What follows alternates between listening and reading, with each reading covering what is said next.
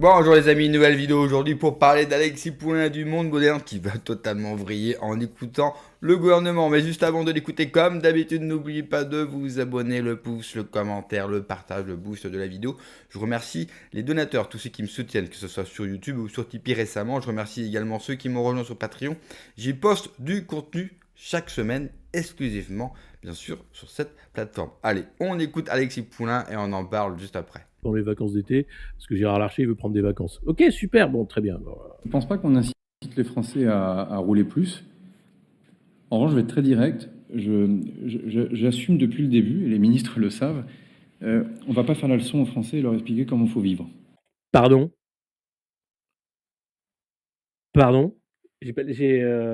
On va pas faire la leçon aux Français et leur expliquer comment faut vivre. Pardon. J'ai pas. C'est pas vous le pass sanitaire? Les soignants suspendus pendant 600 jours? C'est pas vous l'interdiction des réseaux sociaux aux moins de 15 ans? C'est pas vous les lois là pour nous faire chier sur tout et n'importe quoi? Les ZFE, tiens. C'est pas vous pour nous expliquer comment faut vivre? Pardon? Mais vous vous rendez compte? Ces mecs-là sont là, ils se mettent en scène pour raconter de la pire merde possible, j'ai pas d'autres mots. T'expliquer qu'ils te prennent évidemment pour un énorme bouffon, et ils le font tranquillement. En randonnion, pendant 1 heure et demie, pour te dire: «Ah, c'est comme ça». Ah ouais, mais c'est comme ça, mais c'est bien pour toi. Mais tu l'avais demandé, non, toi? Je suis dégoûté.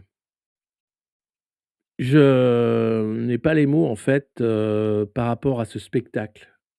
Parce qu'ils organisent la faillite de l'État français, hein, rien d'autre. Vous vous rendez compte qu'Emmanuel Moulin, conseiller de Macron, qui était d'IRCAB de Gabriel Attal au budget, puis de Bruno Le Maire au budget, a été donc, élu à la Banque de France avec, donc 57 des voix contre lui. Mais il fallait 3/5 contre lui, donc c'est passé grâce au LR. Chapeau. Après Laurent Wauquiez te dit: «Oh, on est quand même l'opposition». Mais non, tu es pas l'opposition, arrête. Tu es la branche armée, droite du parti unique, quoi. C'est lamentable. Et donc là, le mec t'explique qu'on n'est pas là pour dire aux Français comment faut vivre. Ils passent leur temps, en fait, à nous faire chier au quotidien sur le moindre petit truc. Genre, «Ah, tu as regardé sur un paquet, ah bah, oh zut, alors on n'a pas le droit de le prendre parce que c'est pour les QR codes, les critères, les vignettes critères, les machins, les trucs». Et là, le mec t'explique: «On n'est pas là pour expliquer aux Français comment faut vivre». Mais tu te fous de qui? Votre vie, c'est nous emmerder. Votre vie, c'est nous taxer. Votre vie, c'est nous empêcher. Tu montes une boîte, t'es emmerdé. Tu veux mettre de l'essence, tu peux pas, c'est trop cher. Ah oui, mais attendez, on n'est pas là pour dire aux Français comment faut vivre. Si, vous êtes là pour dire aux Français comment faut vivre. Mais même, ça va très loin, puisque Ursula von der Leyen explique que la meilleure énergie, c'est celle qu'on ne consomme pas. Ah, on est encore plus loin dans le délire. Bref, c'est génial. Voilà, je ne peux pas être plus direct. Et d'ailleurs, le volume de carburant, globalement, diminue parce que tout simplement, les gens s'organisent. Ah ouais, bah oui, c'est génial, hein. Le volume de carburant diminue parce que les gens s'organisent. Mais ils peuvent plus payer, en fait. Mais c'est pas grave, pour lui, c'est super. Bah, je trouve assez génial, en fait, l'air fier de ces gens qui organisent notre faillite. Avec en plus l'air de pas y toucher, de dire: «On est quand même des experts.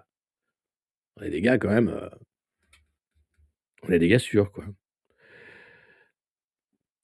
Bon, bah, visiblement ça passe, hein. Les gens n'ont pas l'air de réagir plus que ça. Et la perspective que le gouvernement ou la classe politique aille faire des plans de sobriété en expliquant comment il faudrait rouler, etc., à titre personnel, ça m'insupporte. Et Sans déconner. Et les ZFE, ça t'insupporte pas? Le pass sanitaire, ça t'a pas insupporté non plus? Le belge, je belge, j'éteins et je décale, ça t'a pas insupporté non plus? Donc vous vous rendez compte comment, ce mec-là inverse, en fait, tout? C'est-à-dire que, oui, là, il est en train de nous expliquer comment il faut vivre en disant: «Ne mettez plus d'essence dans votre voiture, c'est trop cher et on va pas vous aider. Donc organisez-vous, hein, les trottinettes, à pied, le vélo, le covoiturage, le télétravail, faites ce que vous voulez, mais ne mettez plus d'essence, ça coûte trop cher. Et puis de toute façon, au mieux, vous pouvez vous acheter une voiture électrique, non?» Donc mais toutes ces lois d'emmerdement maximum, jamais ça l'a gêné, en fait. Et là, d'un seul coup, parce qu'il faudrait aider les Français en bloquant le prix des carburants et qu'il ne veut pas le faire parce que ça rognerait sur les profits et de l'État et des vendeurs de pétrole, eh bien, c'est à nous de nous adapter et il nous explique avec, cette voix, hein, qui est la sienne. Non, en fait, l'idée, c'est d'être quand même, très raisonnable et de savoir comment faire pour la suite, quoi. Non, mais sérieusement. Je le dis, il faut arrêter d'emmerder les Français, parce que, comme disait Georges Pompidou, parce qu'au fond, je veux bien des mesures me sont parvenues au début en disant on va baisser la vitesse sur l'autoroute. Mais les gens le font d'eux-mêmes s'ils veulent le faire. Ah non, non, non, Édouard Philippe, il a mis les 80 km/h sur les routes. Et d'ailleurs, il est candidat à l'élection présidentielle, il veut faire encore plus de mesures pour nous emmerder, hein, notamment sur les retraites. Donc c'est rigolo quand même. Parce que je crois que tu bossais avec Édouard Philippe. Mais oui, tu étais ministre d'Édouard Philippe, dis donc, Sébastien. Mais c'est fou ça. Et ça t'a pas. Là, t'as pas pris un micro pour dire j'ai pas envie qu'on emmerde les Français. Ah, c'est bizarre. Et là, d'un seul coup, c'est waouh, on va arrêter d'emmerder les Français. Non, vous continuez. Différemment. C'est extrêmement bien fait, c'est léger, c'est drôle. Des gens sont venus me voir en disant qu'il faut interdire les courses de côte ou les rassemblements sportifs automobiles parce que ça envoie un signal qui n'est pas un signal de sobriété. Mais si les gens se serrent la ceinture tout le mois et que c'est leur plaisir d'aller voir une course de côte ou d'y participer, pourquoi le gouvernement les en... Alors, le mec sort les courses de côte. Par contre, les free parties, ça, faut les interdire, hein, parce que c'est la fête. Hein. D'ailleurs, Édouard Philippe est contre les événements, les lieux festifs, hein, vous allez voir dans une interview. J'en ai vraiment ma claque. Donc le mec est en train d'essayer de faire croire qu'il est là pour défendre nos libertés, alors qu'il a passé sa vie, hein, sa petite carrière médiocre à censurer et à emmerder. Alors d'une manière différente, tu vois, mais empêcherait. Donc c'est aussi un rapport aussi au pays. C'est que je crois à la responsabilité individuelle aussi. Je crois donc à la liberté. Et je pense que c'est bien de ne pas emmerder les Français aussi dans un moment comme celui-ci. Ah ouais, alors que ton président, là, il voulait emmerder un paquet de Français, hein, ceux qui avaient refusé l'injection Pfizer. Ouais, tu sais, avec tous les effets secondaires. Ah ouais, ouais. Bah ouais, mais c'est normal parce que tu te disais quand même: «C'est bizarre ce produit, il est tout daubé», mais tu avais pas le droit de le dire, hein, sur les réseaux sociaux, on te censurait la gueule, tu avais pas le droit non plus, hein, et puis il fallait ton putain de QR code pour boire ton café assis. Mais ça, visiblement, c'était la liberté à l'époque. Drôle d'époque. Quelle époque, comme dirait Léa Glucksmann. Il faut qu'on soit là à leur portée, il faut les aider, mais je pense qu'il faut faire attention à ça. 2, Tais-toi, tais-toi s'il te plaît, ça m'énerve. Alors, il y a eu beaucoup de celles et ceux, hein, alors là, c'était quand même un sacré festival du celles et ceux. Je vous le mets. Et je le dis, il faut arrêter d'emmerder les Français. Pour fixer les grands chiffres, alors lui, c'est David Amiel. Il avait écrit un faux livre sur le progressisme avec l'autre qui a fait Zoï, sa start-up de santé pour les richoux. Bon, là, il a réussi à être député, puis là, il est ministre, hein, du budget. Il est formidable, hein, c'était un des Mormons, un des premiers cercles de Macron à l'époque. Il est toujours là, il est formidable, lui, j'adore. nous allons aujourd'hui apporter un soutien à hauteur d'1,2 milliard d'euros pour les travailleurs et les entreprises qui en ont le plus besoin.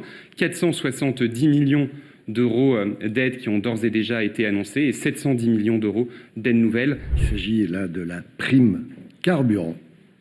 On a souhaité donner la liberté aux entreprises de mettre la clé sous la porte. Ben, bravo. Ah oui, je l'adore. Laissez la police faire son travail, hein. Lui, quand il sort, il a les lunettes noires direct. Non, écoutez, on peut rien faire sur cette guerre en Iran, c'est pas nous qui décidons, mais on vous laisse faire. C'est génial quand même ce que vous faites, bravo. C'est Serge Papin. Ah, voilà, il est formidable. Donc il a laissé la liberté aux entreprises de mettre la clé sous la porte. Super. soutenir leurs salariés, et c'est pourquoi nous renforçons la prime carburant et nous la simplifions. Concrètement, donc, le plafond va passer de 300 € à 600 €. Les critères d'attribution seront supprimés. Par exemple, il n'est plus question de contrainte sur le cumul avec les autres primes ou de contrainte sur le lieu de résidence, ni de fournir des justificatifs. Nous faisons confiance aux entreprises volontaires pour savoir qui, parmi leurs salariés, a besoin de ce coup de pouce. Cette prime reste défiscalisée et désocialisée pour les salariés. Le choix que nous faisons aujourd'hui, c'est de prolonger cette aide de 3 mois, et cela donc représente un doublement de l'aide. Cette aide passera de 50 à 100 €. Voilà, ils ont doublé, donc ça passe de 50 à 100 € et 3 mois pour que ça passe jusqu'au mois d'août. Après, ce sera fini. C'est une aide qui continuera à cibler 3 millions de Français et qui représente un soutien en moyenne de 20 centimes par litre. Le public, si je puis dire, ciblé reste donc Inchangés, celles et ceux qui exercent une activité professionnelle, pardon, qui gagnent jusqu'à 1 500 € net par mois. Excusez-moi, on vous prend vraiment pour des cons. Pardon. En même temps, j'ai beaucoup ri quand on a préparé les speeches, mais pardon, excusez-moi. Ah, c'est génial. Pour une personne seule et qui effectue un trajet quotidien domicile-travail supérieur à 30 km. En plus de l'aide aux grands rouleurs qui est mis en place, nous allons leur proposer 2 dispositifs. Le premier, c'est une revalorisation pérenne des indemnités kilométriques pour ces aides à domicile qui représentent environ 20 centimes par litre d'essence. Concrètement, pour une aide à domicile qui ferait 10 000 km par an, et c'est très fréquent dans nos campagnes, cela représente un gain annuel de à peu près 200 € par an. Deuxième dispositif qui... Waouh, 200 € par an divisé par 12. Ouh, c'est loin d'être le prix du litre. Dis donc, c'est quand même génial, hein. Mais quel foutage de gueule, 200 € par an, mec. Il parle comme si qu'il nous faisait un cadeau avec ces putains de 200 € par an. Les 200 € par an qu'ils vont donner, c'est notre argent déjà, qu'on leur a donné. Et qu'ils ont gaspillé, hein, avec l'aide du talentueux Mozart de la finance. Moi, je comprends qu'Alexis Poulain pète les plombs. Quand vous entendez cette conférence de presse que je n'avais pas vue, et je remercie Alexis Poulain de nous la faire vivre, mais c'est extraordinaire. Mais il y a une phrase que je retiens, ça passe. Alexis Poulain le dit, mais apparemment ça passe, ça ne choque pas plus de gens que ça. Et c'est la réalité. Ils se foutent de l'autre gueule en permanence, nous donnent des aides, alors qu'en fait, ce qu'il faut bien comprendre avec des aides, c'est votre argent. Donc ils vous rendent votre argent. C'est du surplus, comme l'État vous prend la moitié de votre oseille, hein, je vous rappelle que vous travaillez 6 mois par an pour l'État, il vous rend votre argent. Pendant ce temps-là, ces mêmes députés, ces mêmes sénateurs, ces mêmes ministres s'augmentent. Ça vaut bien le comprendre. Eux, leur train de vie, il n'y a aucun problème. C'est du foutage de gueule. Mais, là encore, ça n'a pas l'air de fâcher, d'énerver quiconque dans ce pays. Combien de temps ce cirque peut encore durer? Combien de temps ce cirque peut encore tenir? Telle est la véritable question. Parce que là, franchement, c'est de l'art. À ce niveau-là, c'est du théâtre. Il faut réellement leur reconnaître du talent. Parce que être capable de prendre la parole et de se foutre à un tel niveau de la gueule des gens sans partir en fou rire, il faut avoir les nerfs bien accrochés. Mais il y a une chose qu'on peut dire, c'est que le jour où tout cela va s'effondrer, je peux vous assurer que cela va mal se passer. Merci d'avoir regardé la vidéo les amis, n'oubliez pas comme d'habitude de vous abonner, le pouce, le commentaire, le partage, le boost de la vidéo. Prenez soin de vous, que Dieu vous protège. Allez, ciao.